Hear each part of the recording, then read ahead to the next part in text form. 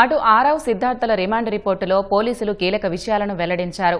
ఆరవ్ చేసిన నేరాన్ని తనపై వేసుకుని తానే ఆ యాక్సిడెంట్ చేసినట్లు పోలీసులతో చెప్పి లొంగిపోయిన సిద్ధార్థ త్యాడి ప్రమాద జరిగినప్పుడు అసలు ఘటనా స్థలిలోనే లేడని దర్యాప్తులో వెల్లడైంది.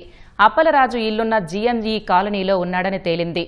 ప్రమాదం జరిగిన రాత్రి 9:34 ఆరవ్ వర్మ సిద్ధార్థకు ఫోన్ చేసి 22 సెకండ్ల పాటు మాట్లాడినట్లు సీడీఆర్ విశ్లేషణలో నిర్ధారణ అయింది.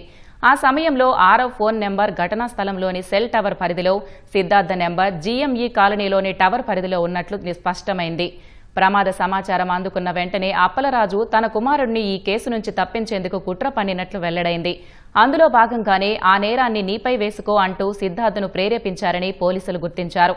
ప్రమాదం గురించి సమాచారం తెలిసిన వెంటనే అప్పలరాజు, సిద్ధార్థ ఇద్దరూ కారులో ఘటనా స్థలానికి చేరుకున్నారని రిమాండ్ రిపోర్టులో పోలీసులు తెలిపారు. వెంటనే కుమారుణ్ణి కారులో ఎక్కించుకుని అక్కడి నుంచి అప్పలరాజు వెళ్లిపోయారని పేర్కొన్నారు.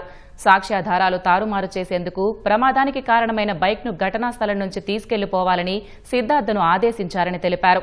అతను బైక్ నడిపించుకుంటూ తీసుకెళ్తుండగా స్థానికులు అడ్డుకున్నారని, దీంతో తప్పనిసరి పరిస్థితుల్లో అక్కడే వదిలేసి వెళ్లిపోయాడని తెలిపారు. తానే యాక్సిడెంట్ చేశానంటూ మర్నాడు ఉదయం పోలీసులకు తప్పుడు సమాచారమిచ్చి లొంగిపోయాడని పోలీసులు రిమాండ్ రిపోర్టులో పేర్కొన్నారు.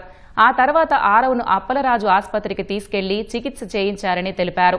ఆరవ్ వర్మ ఆ యాక్సిడెంట్ చేయటానికి కేవలం 4 రోజుల ముందే డ్రైవింగ్ లైసెన్స్ పొందారని, రాయల్ ఎన్ఫీల్డ్ లాంటి పెద్ద బైకును నడిపేందుకు తగిన అనుభవం, నైపుణ్యం లేకున్నా అతివేగంగా, నిర్లక్ష్యంగా నడిపి దానయ్య చావుకు కారణమయ్యాడని రిమాండ్ రిపోర్టులో పేర్కొన్నారు.